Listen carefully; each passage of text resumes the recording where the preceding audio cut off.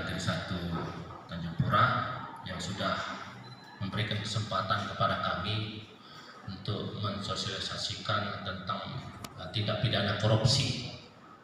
Yang saya hormati Bapak Kepala Sekolah, yang saya hormati Bapak Wakil Kepala Sekolah, para guru, dan semua siswa SMK kelas 10 Negeri 1 Tanjung Pura. Jadi ini momen yang sangat penting sebenarnya untuk kami dari kepolisian memperkenalkan apa itu yang dinamakan korupsi. Ini suatu kegiatan yang baik yang perlu diketahui oleh para siswa dengan usia dini. Jadi gini, untuk undang-undang korupsi itu,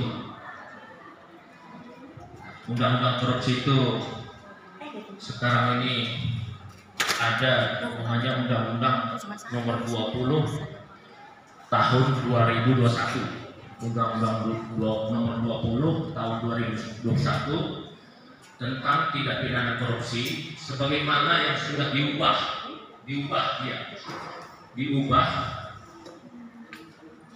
Undang-Undang dengan Undang-Undang Nomor 31 Tahun 99. Artinya gini, Undang-Undang Nomor 31 Tahun 99 itu sebagian isinya diubah oleh Undang-Undang Nomor 20 Tahun 2001. Nah, jadi bunyinya gini, yang dikatakan korupsi ini adalah perbuatan atau tindakan yang merugikan keuangan negara dan perekonomian negara. Jadi ada dua objek yang dirugikan itu. Yang kita bahas ini masalah kerugian keuangan negara. Kerugian keuangan negara ini ada dua lagi, terbagi dua dia. Jadi ada perbuatan kita bilang yang mengambil uang negara, dan ada yang kita bilang seharusnya, yang kedua seharusnya negara mendapat tapi tidak mendapat. Contoh, kalau yang merugikan keuangan negara, anggaran APBN atau APBD yang dikucurkan ke sekolah ini, ke SMK, kemudian cerita kita bilang diambil sama bendahara. Ini contoh ya, misalnya ya, diambil sama bendahara, dikorupsi. Ini dikatakan merugikan keuangan negara, satu. Yang kedua, seharusnya negara mendapat tapi tidak mendapat. Contohnya di kantor pos. Ini ada di situ, kalau malam hari ada yang berjualan. Jadi itu kantor pos itu adalah milik negara. Kalau ada pendapatan di situ, seharusnya uangnya masuk ke kas negara, kas daerah dia uang.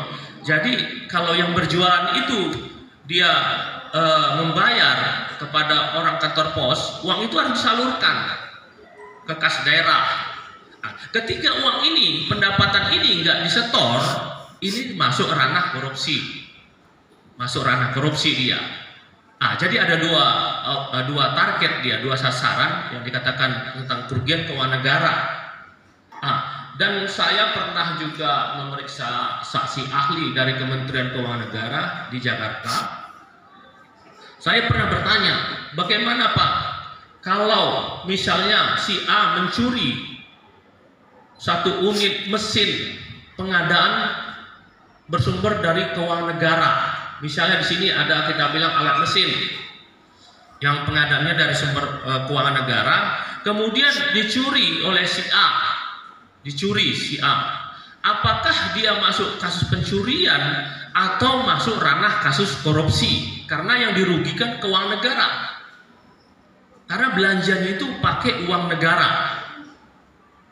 Jadi saksi ahli dari Kementerian Keuangan Negara itu menjelaskan bahwasanya kalau sumber dananya itu pengadaan mesin tadi, satu unit mesin itu ada uang negara, maka masuk ranah korupsi. Ini kata saksi ahli. Mereka yang memang kalau dari KPK, dari Polda Sumut, Polda Metro yang ada kasus korupsi, mereka harus dipanggil sebagai ahli. Sebagai ahlinya menyatakan